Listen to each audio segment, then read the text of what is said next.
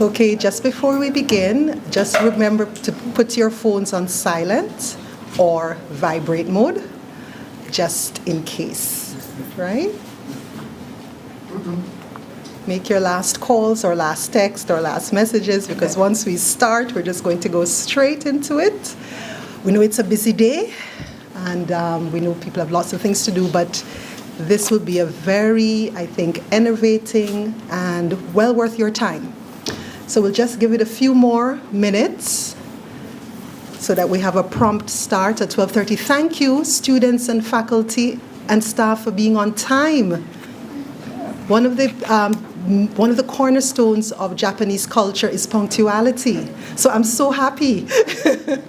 So Saratha Lewis definitely has ticked that box in terms of respecting time, and we're very happy. So we'll just get started in a little while. Let me check my phone to make sure it's on silent. Or Good morning. Bonjour, tout le monde. Half Jamaican, so the accent is a little, but bear with me. I think she's trying to come in, yes.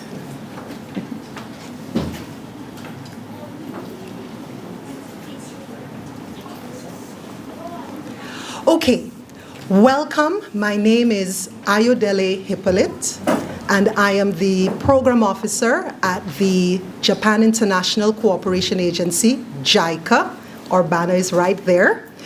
And just by way of explanation very quickly for the students in particular, the Japan International Cooperation Agency, JICA, is the development agency of the government of Japan. You may have heard of the Alliance Française de Développement, Alliance, so we are the Alliance of Japan, all right? We implement the programs and projects and official development assistance. Welcome to the 5th JICA Chair Lecture. The JICA Chair Lecture Series is one of the programs under the Japan Development Studies Program. And the aim really is through this lecture series, for Japan as a modern, non-Western model of development, to share its experiences of how it has modernized, how it has developed as a non-Western democracy with small island developing states and other parts of the world that are in the process of development. Japan has the distinction, as I said, of being one of the leading examples of a non-Western nation that has achieved industrialization, that has achieved a certain level of advanced development that's akin to the global north, as we call those societies, United States, UK, etc. So the point of the JICA Chair Series is to have academics, professors, experts from Japan to share those development lessons with countries like ours, not necessarily to adapt in its entirety, but to, of course, learn lessons and best practices. With that said, Mr. Cletus Springer, Chair of the Board of Governors of the Saratha Lewis Community College, Vice Principal Academics, Dr. Winston Fulgens, other members of senior management of the Saratha Lewis Community College, guest JICA Chair Lecturer, Professor Masato Takamatsu. My Japanese pronunciation is still, but bear with me, it's not bad. Resident representative of the JICA Saint Lucia office, Mr. Hirohito Takata. We know him as Takata Shocho. Shocho is boss in Japanese, so I will refer to him as Shocho. Other specially invited guests. We're very happy to see the private sector, the hotel sector here, including the GM, Mr. Fils, and from Le Sport. And a sort of impromptu guest from DeVry, which we see a lot of their ads on television. Welcome. And the head of the UE Open.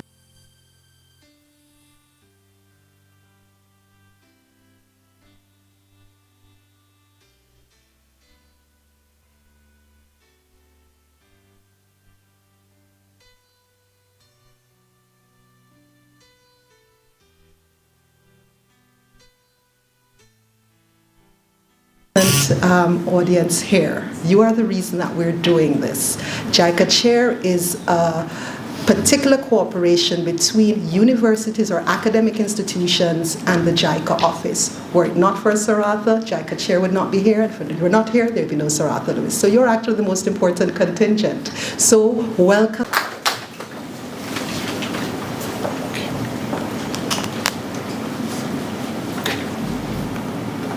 Chairman of the Board of Governors of Saint Lucia Community College, Mr. Greta Springer.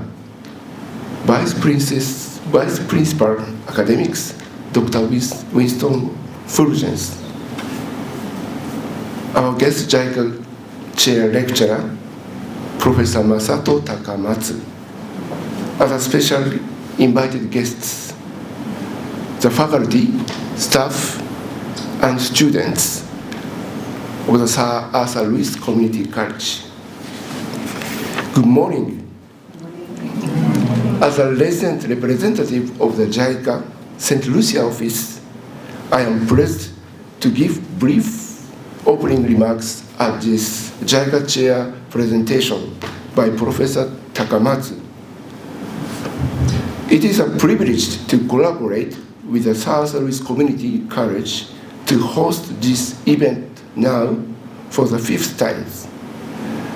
On this occasion, our JICA Chair Lecturer, Professor Takamatsu, will present on the importance of tourism resilience and disaster readiness.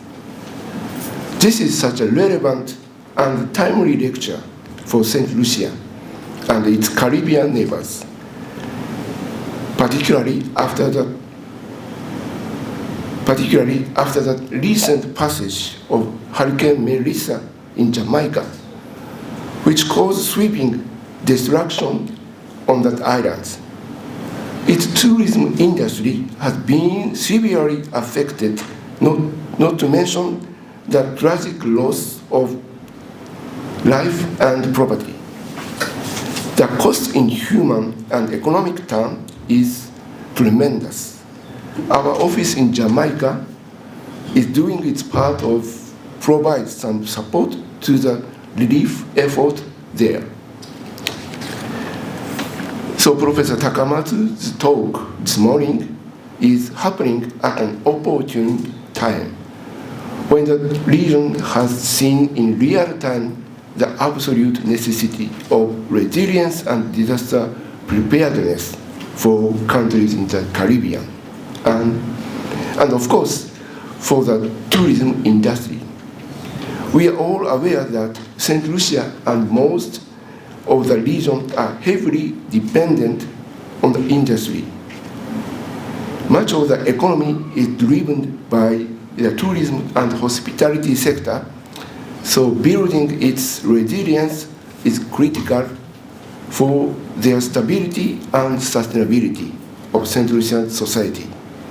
We look forward to hearing what Professor Takamatsu has to share on how to build that vital resilience in this key sector of the local economy. JICA is well known for its development cooperation in disaster risk reduction and management, agriculture, and the fisheries sector in Saint Lucia. However, we are also concerned with the economic well-being of our partner countries in which we serve. Therefore, we see today's presentation on how to protect a critical industry such as tourism as a valuable contribution to preserving whatever economic gains Saint Lucia has achieved so far. The JICA Chair initiative is about dialogue and sharing ideas about the modern development of our societies. Our Japanese scholars and experts are given the opportunity to share Japan's lessons, experience, and insights regarding Japan's development journey with our partner countries such as Saint Lucia. Professor Takamatsu's presentation this morning will share how Japan itself has built resilience and disaster readiness in its tourism sector. And we hope that there will be interesting and valuable lessons for Saint Lucia. I look forward to exchange, and I hope that the students in particular find the presentation useful, interesting, and that they continue the discussion with their lecturer and classmate on this critical subject. We are happy to facilitate Professor Takamatsu's lecture here at the SALCC Community College. And we thank the management, faculty, staff, and students for collaborating with JICA Saint Lucia on this event. Thank you very much for your attention. Arigato gozaimasu, Shocho. Did I say that right? Thank you, Professor. Thank you very much, Shocho. That was me trying to speak Japanese. Welcome to Ministry of Tourism representatives. Thanks for joining. We're very happy to see you here. So I think we have quite a few of the players in the tourism industry. Thank you, Shocho, for your remarks. All right. Now, I have to introduce our guest lecturer, Professor Masato Takamatsu, and it's my pleasure to do so. So Professor Masato Takamatsu has over 40 years' experience in the travel and tourism industry. He's a renowned tourism consultant specializing in resilience and crisis management. It was the major earthquake and tsunami in 2011 that devastated tourism destinations and businesses in the coastal area north of Japan that triggered, that encouraged, and I would say maybe stimulated the professor to commit himself to the activities that make tourism resilient. So it was an actual experience of disaster in his country of Japan that set him on this path, which from my mind seems to be a vocation, Professor. During the COVID-19 pandemic, he assisted the Japan Tourism Agency and other relevant organizations in developing guidelines and manuals to minimize health risk to tourists and citizens in the destination communities, and for rapid recovery of the sector from the impact. As a born Jamaican, I'm very aware of what has happened to the tourism industry in the western part of the island. I have friends there, I have family there, so I can imagine that what's really important is how quickly they can get back on their feet.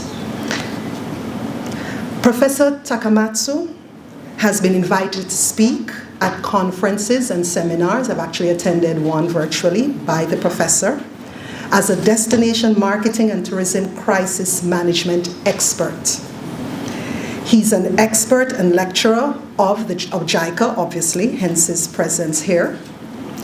But he also quite distinguishedly, he serves on the UN's Office for Disaster and Risk Reduction, ARISE, which is a private sector alliance for disaster resilient societies, and he's the lead for Japan on that agency.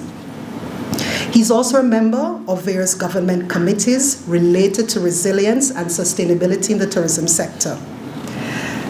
But also, which is the academic side of things, he serves as a visiting professor of the Center for Integrated Disaster Information Research, University of Tokyo, one of the most prestigious universities in Japan, and as well as a visiting professor in international tourism management at Toyo University. Tokyo and Toyo, so both universities. Professor Takamatsu is a global, world-renowned expert in this area of resilience and disaster preparedness in the tourism sector, and so, of course, is extremely relevant to societies like Saint Lucia that depend on this industry. And so it is my absolute pleasure to welcome Professor Takamatsu to deliver the lecture. Thank you, Ayo, for a wonderful introduction. And Excellencies and all the students and faculty members of the community college, It's such an honor for me to share with you some of the experience and knowledge about the tourism resilience in Japan and the rest of the world today. Well, within a limited time of 30 minutes, I really have to rush, but we still have some time for the questions and answers. So if you have anything missed, or if any questions, just don't hesitate to ask any questions, and they're more than welcome. Okay, to start with, let's discuss the importance of tourism resilience and preparedness for disaster risks to the tourism sector. Okay, let me ask you, among the students, who are the ones who major in travel and tourism? All of them? Okay? Yes. Okay. Anybody majoring in crisis management? No? Okay, fine. Well, one of the major reasons is the tourism is a major tool for, especially in the Caribbean. It's a huge contributor to the economy. Throughout the Caribbean, the tourism accounts for 11.4% of the Caribbean GDP. But here in Saint Lucia, what I hear is that the figure goes up to 65% last year. So it's really a big pillar of the economy. So that, and likewise throughout the Caribbean. And on the other hand, tourism is really vulnerable to disaster and crisis risks. Of course, we have just discussed the hurricane in Jamaica or other islands last year, and besides that, we have the tropical storm, flood, or earthquake, volcanic eruption. You have some volcanoes on this island, and landslides. And not only those natural disasters, hazards, we also have to think of the human-induced hazards, such as terrorism, fire, explosion, or transportation accident. Just imagine if there is a major disruption of the air traffic to this island, what would happen? Or if there is something happened to the port facilities and the cruise ships cannot go in, what would happen? Maybe you'll be in big trouble. Some of the visitors are stranded within this island, have no way to get out, and on the other hand, there is a sharp decrease or just stoppage of the visitor flow to the island. And those are the ones who support 65% of the island economy. So it will be a great, crisis to the tourism sector. And we don't forget what happened during the COVID pandemic.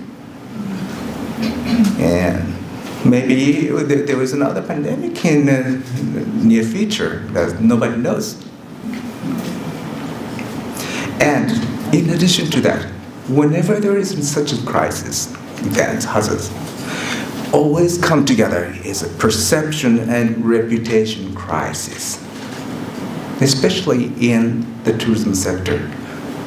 When the people in the market, such as in North America or Europe, when they hear about something happens in Saint Lucia or even in the neighboring the islands, they just think that, oh, it's not a time to go to Caribbeans. They would cancel or postpone their trip here, even though there's nothing happening in here. So this is another very big risk for the tourism sector, perception and reputation crisis risk. And these kind of risks are even easier to spread out because of the social networks today. So now it's easy to think about why tourism resilience. Firstly, why do we have to think about the tourism resilience and act for it? Number one, to to ensure the safety and comfort of the visitors who are affected by disasters, crisis event. As I said, if while they're here and something happens, just imagine you guys are somewhere else, like traveling to in Japan, for example, where you don't understand Japanese, right? So, and there's a major earthquake strikes you. Well, how do you feel? What are the concerns? Maybe firstly, your own safety. You have concern for the accompanying family and friends. Or the next, how can I go back to a country? Because all the air service is suspended. No way to go to even to the international airports. Or you may have very limited access to the accurate information, so you have trouble understanding what's going on around you, and maybe you also have the trouble with communicate with your family, even if you are safe. But your family is really want to know how you are, but there's no communication media available at this time. And next thing is, how can I get food and water while I'm stranded here and in shelter here? And that's the number one reason. The number two reason is to ensure smooth and rapid recovery of affected tourist destinations and tourism businesses, just as Ayo mentioned. And if you are prepared for these kind of disaster, events and hazards, the readiness contributes to the social and economic recovery of the entire community, not only limited to the tourism businesses, entire community, because there are so many people who live on the tourism. So the recovery of the tourism in places like Saint Lucia is almost the same as the recovery of the entire community and society. That's why, that's the second reason. Okay, the first reason is ensure the safety and comfort of the visitors who happen to be there. And the second reason is we have to quickly, rapidly recover back to normal, the tourism business and all the destinations, to ensure the comfort of the society, the community, people. And when we talk about the tourism resilience, especially with the leaders of the government or leaders of the companies, they often say, okay, if you prepare for that, it costs money, a lot of workforce, and how soon and how can we get the fruit of this, expenditure, return on investment? And I say, well, nobody knows. The best thing is you never get the return without any hazard events. But maybe the time will be just tomorrow or a year later or something like that. Nobody knows. And the reason I'm really emphasizing is that the tourism resilience is investment is that we need to have the leaders understand the significance and importance of the tourism resilience, the readiness. Otherwise, I do have, serve the different organizations, the government agencies and the private businesses, and oftentimes the person in charge of this resilience confronts with the struggle with the top leaders. They really understand the importance of this. But if leaders do not understand, even if you work this hard, on developing the resilience, there will be no return. And see the number of the visitors. All you have to do is market this destination and spend all the money into the marketing and promotion, and never interested in the resilience. But once the leader knows the importance of the resilience, it's much easier. They even instruct you to prioritize resilience over other activities, the business activities. Okay, that's the beginning of my lecture, and following is the tourism resilience efforts, some of the case studies in Japan. To begin with, I share with you what happened in 2011. Japan experienced major earthquake and tsunami in the northern part, the coastal part of Japan. And this is one of the pictures taken during when the tsunami arrived. 10-meter high. This is tsunami. This is tsunami. And imagine if there is the same kind of tsunami coming to this island, what would happen?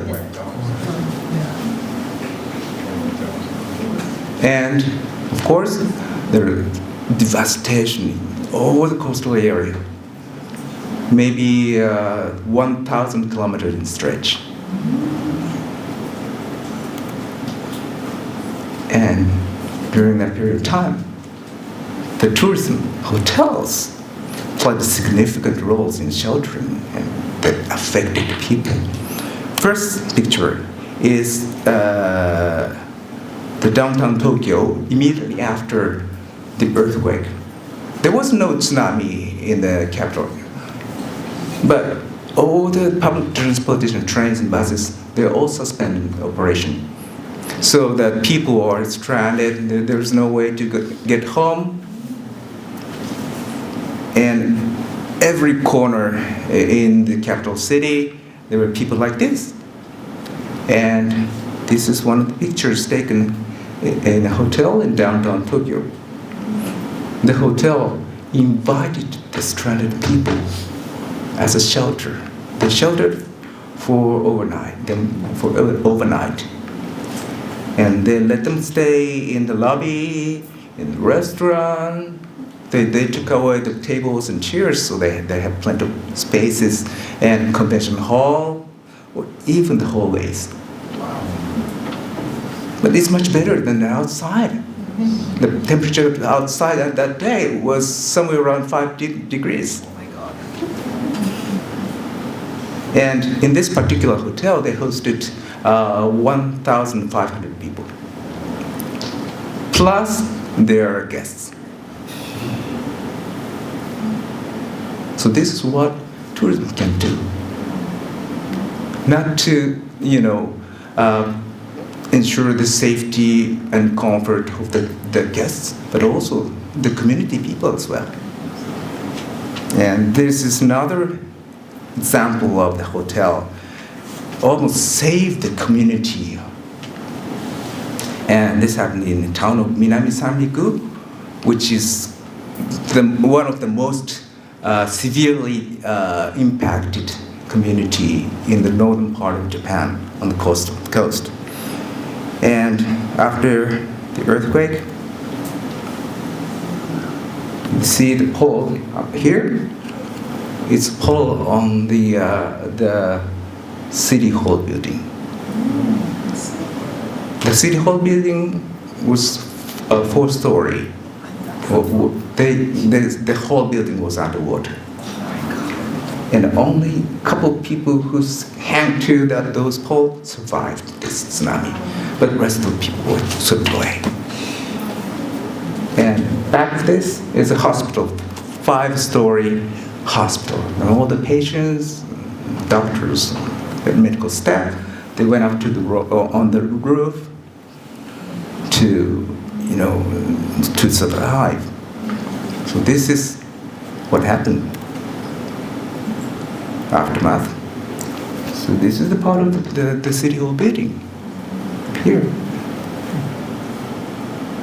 And the whole town looked like this before the tsunami. Okay? And after the tsunami was this. Nothing left. Total devastation. But there's one particular building that survived the tsunami. This is the hotel. And front is the community that was devastated, just in front. And when I go back to this picture, you can see the hotel all the way on the right-hand side. That's the one survived the tsunami, and it was built on a very huge rock, very stable ground. And tsunami actually reached the hotel, but up to this level. And the level here, you see dark color, that's the lobby floor. So they have some guest rooms below the lobby floor, but they are the only three floors affected by the tsunami, but the rest of the whole building, hotel, had very limited impact. And the people who are in this community rushed to the hotel in the highland. And for the following several months, the hotel hosted more than 800 people as a shelter, voluntarily. It's a decision by the general manager of the hotel.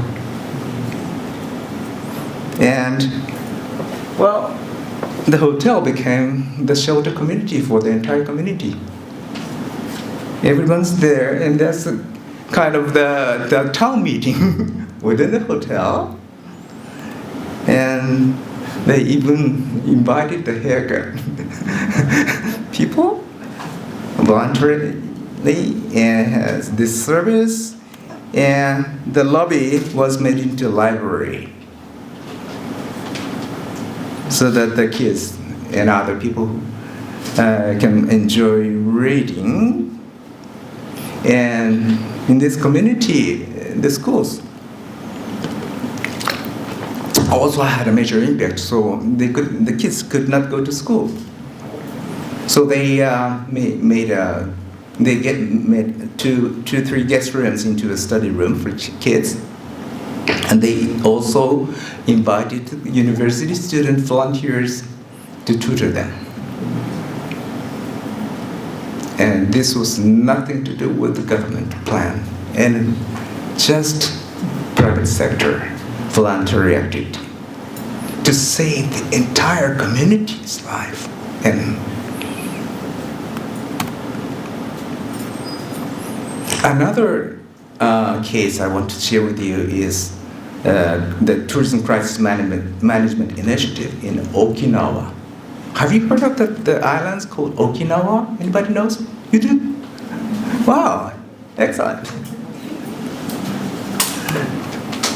And islands of Okinawa is situated all the way down southwest of the mainland Japan. And it's about 2.5 hours flight from Tokyo. What a distance. Something like from Miami to Caribbeans. And this prefecture, the province, consists of 160 islands, including 49 inhabited islands over a vast ocean area. So it sounds very much like the Caribbean. And very similar to the Caribbean is Okinawa is prone to natural disaster. They have major typhoon, something like a hurricane, maybe 2-3 sometimes more than 5 in a year. And this is the picture taken after one of the strongest typhoon that struck the Okinawa, one of the Okinawa islands. And see the power pole? They went down on the ground, and this is the picture taken in the city of Naha. That's the largest city in Okinawa, and a big truck like this was flipped by the gust of the typhoon. And not only this, but Okinawa is also have to worry about the tsunami. And according to the history record, they have major tsunami every 200 to 300 years. And the last tsunami recorded in history occurred on April 26, 1776. So since then, it's more than 250 years. Aha. So with that in mind, Okinawa, having seen the impact of the earthquake and tsunami in 2011 and all the potential risks of the tsunami and typhoon, they decided to work seriously on the tourism resilience. And the leadership of the governor of that days was really impacted the entire government activity. And he insisted that being a safe and resilient destination is an advantage over its competing destination. Nowadays, safety is really a big factor for the visitors to choose their next destination. Are you willing to visit Gaza now? No? Ukraine? No? Right? Even if you know the cultural heritage in the area, you never want to go there. Likewise, if there is some, if you know any safety risks in the destination you have in mind, you maybe take this option out. So this, as it says, being a safe and resilient destination is an advantage over its competing destination. And being safe and resilient contributes to the sustainable development of tourism in Okinawa. Sustainability, that means keep going, right? And if the disruption by the major disaster event, you have to really recover quickly and continue your tourism business and keep attracting people to your destination without any concern. So what Okinawa Prefecture did, they dispatched the experts, including myself, a little younger than today. That's me in a yellow shirt. I also want to the destinations within Okinawa that have some hazard risks. And we had a meeting with the stakeholders in the community and had a series of discussion and identified what kind of risks they may have or what would be the impact if those potential risks takes place and so on, and came up with a solution. And not only that, the prefecture hosted a series of symposiums and seminars in the main island as well as some of the resort islands as well. And another thing they did was this. Do you know what this is? It shows the sea level elevation. See, they have the potential risk of the tsunami. And when there is a tsunami alert, there would be a tsunami alert of 10 meters high, evacuate immediately to a safer highland. But how can you tell that you are 5 meters high or 10 meters high? Here, how high are we? What's the elevation here? Nobody knows. Likewise, and even the visitors, they would never ever know what's the elevation of where they stand. So they put all this sea level elevation sign throughout the country, the islands, and together with the direction of the tsunami shelter. So they hear the tsunami alert and find them are lower places. They're directed to the higher places, directed by the signage. And they also developed Okinawa Tourist Safety Guidebook, which you find in every guest rooms in hotels in Okinawa. And that's this is written in 4 different languages: Japanese, English, Chinese, and Korean. And it has a guidance for what to do when there's a major earthquake, tsunami, typhoon, or even there is a cancellation of the flight you have reserved. And also they developed the point and speak phrase cards. There are a lot of international visitors coming to Okinawa, and maybe in an emergency situation they have trouble understanding the communication, the information was spread out. So they use these cards to identify without translating. This is what you have to do. This is what's happening here. And I played a significant role in this initiative, but we have decided that, we have to have somebody else to work together. So the prefecture decided to, plan and have a trainer program so that there will be other people who to educate and develop the capacity of the expert of the tourist resilience. And this is the 4 straight day program. So 7 hours for 4 days. It's a very intensive program, and we invited the lecturer from the University of Florida, where they have the Center for Tourism Crisis Management. And that's me. I was the translator here. And all together, and they all put together and developed Okinawa Tourism Crisis Management Master Plan. And according to this, based on this master plan, they do all the activities, including the drill, the emergency drills as well, regularly.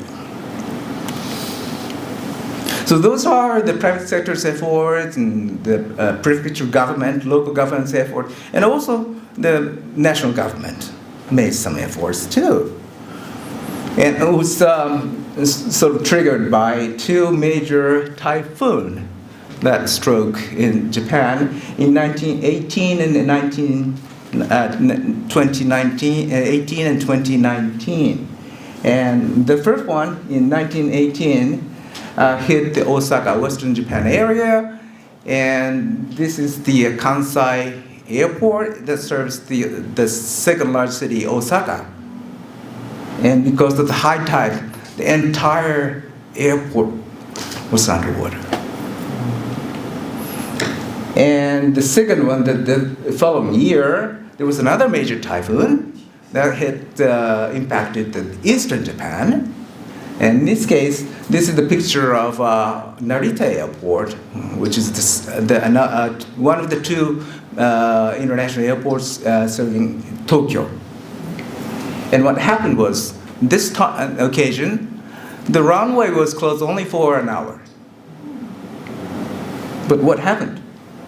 All the ground transportation, trains, roads, highways, they are all closed. So what happened was, after an hour, the runways were reopened.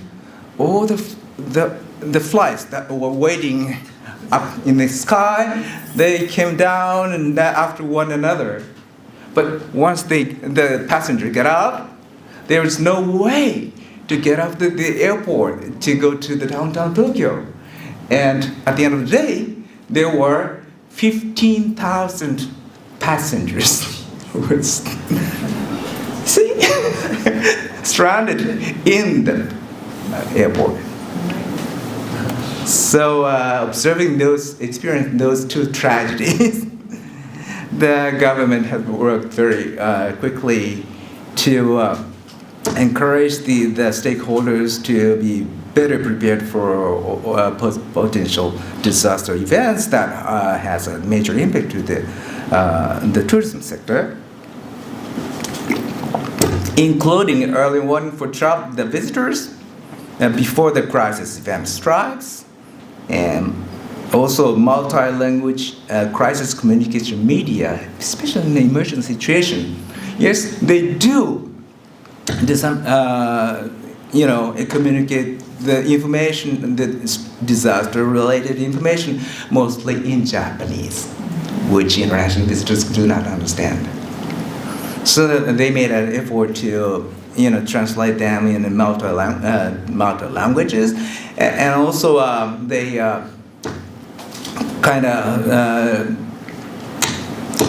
established the anytime multi-language communication system within some of the medias in Japan.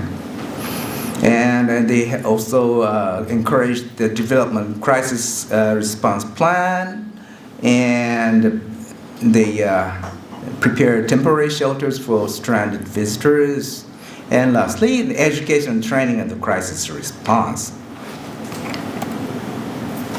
And that's not the end.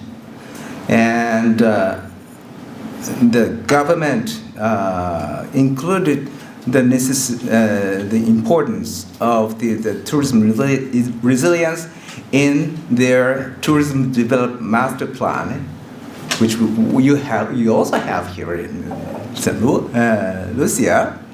And in it says the government will promote the formulation of tourism crisis management plans by local governments and tourism-related businesses in the master plan. So, of course, in the master plan, there are lots of plans for the marketing or the tourism product development, but within that, they also emphasize the importance of the readiness for the crisis. And last year, the government, together with the UN Tourism, hosted World Tourism Resilience Summit in Sendai.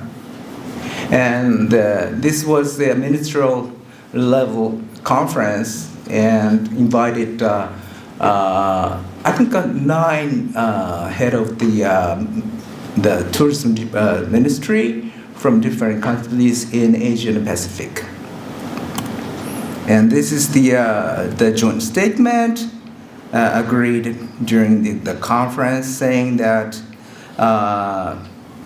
the concept of tourism resilience holds critical importance, recognizing the interconnection between sustainability and resilience. And also it was affirmed that advanced preparation to prevent and minimize the impact of crises and disasters caused by natural hazards is of utmost importance. Clearly declared that is very important to that. Another thing I want to share with you today is JICA's training program on this tourism safety that took place in Jamaica earlier this year and last year, for 2 years. In 2024, this is the JICA's program, year 1. We had roundtable day 1 with a key presentation and panel discussion and sector-wide roundtable. This was Minister Bartlett, as well as the Professor Walla of the University of West Indies, Mona. And the second day, we had a workshop, group 1 discussion. We started with the potential risks and impacts to it. So we assign each team in a certain scenario and have them think of the potential risks and the impacts to the tourism sector, to their business or to the destination. And once they came up with the potential risks and impacts, the next task was to expected crisis and its impacts in detail. So what kind of impact, say, the hurricane has to the visitors and to the businesses. And once they have come up with the impacts, then they discuss how they can address these risks in response. This is a picture of the workshop. These are the participants. Also, this is the some of the pictures taken during the workshop. See, there are four, 5 people in one table, and they had maybe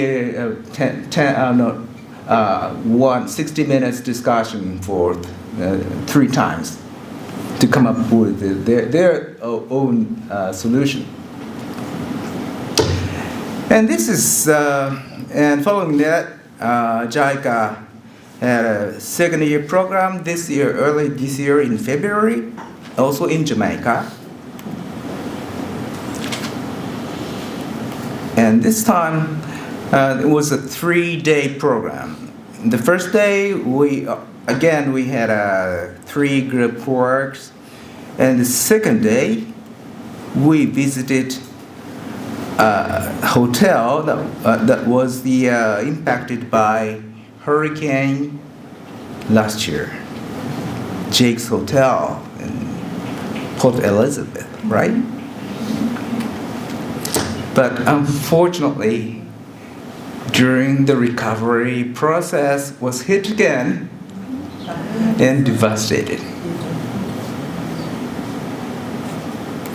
But I listened to the interview of the general manager of the owner of this hotel, and he said, well, we will recover. We'll rebuild the whole thing.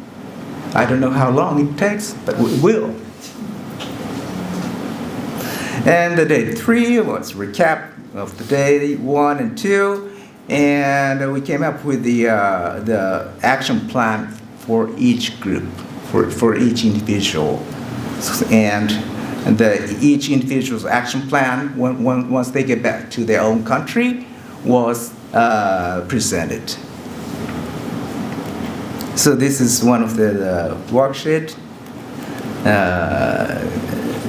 developed by one of the 4 of the participants, starting with the hurricane impact to the guests and visitors, and what can do in the response measures and actions, and how they can proactively prepare to promptly response to those events. So the idea is, the first start is identify the potential risks to the community or to the destination or to the business. Then think about, consider the impact to the guests and visitors and also to the businesses. And once you have the image of the impacts. Then to each impact the visitors may or the business may experience, you think about how to respond, how to minimize the impact. For each impact they came up with. So that's how they made the action plan. And lastly, how can Caribbean states address the vulnerability to disaster risk impacting tourism sector? And the first thing is prioritize tourism resilience. Earlier I discussed the leadership, the importance of leadership. So here in the case of the Saint Lucia, I looked at the Tourism Development Authority's website and found this act, Saint Lucia Tourism Development Act 2024. That's the master plan for the country, right? And this is the very first section of the act, and it reads here, an act to facilitate inclusive, resilient, and sustainable tourism development. Hey, you already have the resilience in the act, and also incentive for resilience. Wow, amazing. You know what you have to do already, and it's in an act.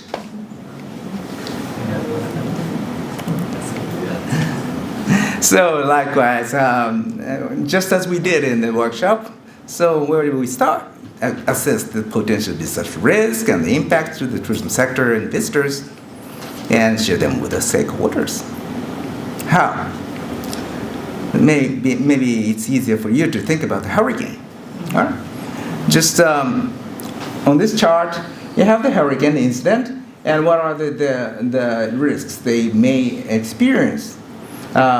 Physical damages on tourism facilities and properties, disrupted operation of the public transportation service, suspended tourism visitors operation, psychological impact on the potential visitors, potential visitors, exaggerated perception of them.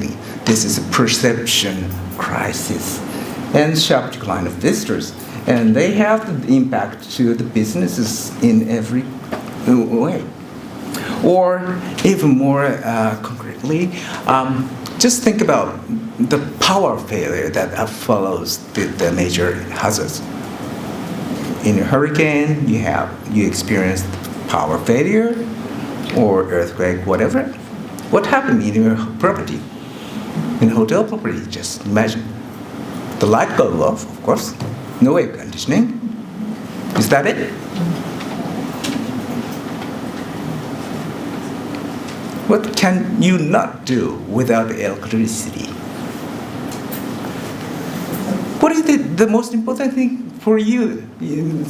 What is the thing that you don't least want to lose? Maybe this. What does it need? Charge. Without the power, how can you charge? Without this, you cannot communicate. You cannot do anything today. You even cannot make payment, right? So likewise, if you precisely think of the impact, maybe the power failure is one of the major things that you may have to think and address. Then you think about the solution and put that in words, and that makes the plans and manuals. But here in the Caribbean, you already have an excellent tool. This multi-hazard risk management guide for the Caribbean tourism sector was developed by the CTO, Caribbean Tourism Organization. Hey, you have the tool here. And tourism recovery dashboard. Again, this was developed by the CTO. So all you have to do is customize those, tools into your in your own businesses or your destination, interpret them into your own words. And that's all I have to do. But even if you come up with the 100-page perfect manuals to address the tourism risks, and the manual is nicely placed in the president's office, would it work? No. So the preparedness, of course, preparedness ensures prompt and appropriate response, but not only the manual, education, training, drills is critical. And do you know the airline Qantas? Yes. That's Australian. And it has been recognized as the safest airlines in the world for the last 13, 14 years. And I had a chance to talk with the safety management, the top of the safety management, and I never forget his words. Masato, of course the airlines have all the different manuals, more than 100 for each roles. The pilots has manual, emergency manual, cabin attendant has manual, the ground operation teams has manual, and everybody is expected to learn, read through and learn, but we don't think that's enough. We train the crew until the muscles learn. Remember this word. We train the crew until the muscles learn. That makes the Qantas the safest airline in the world for the last 13 years, 14 years. So being ready involves more than making plans and running the extent drills. So this concludes my presentation, and it's now time for the question and answer. Thank you.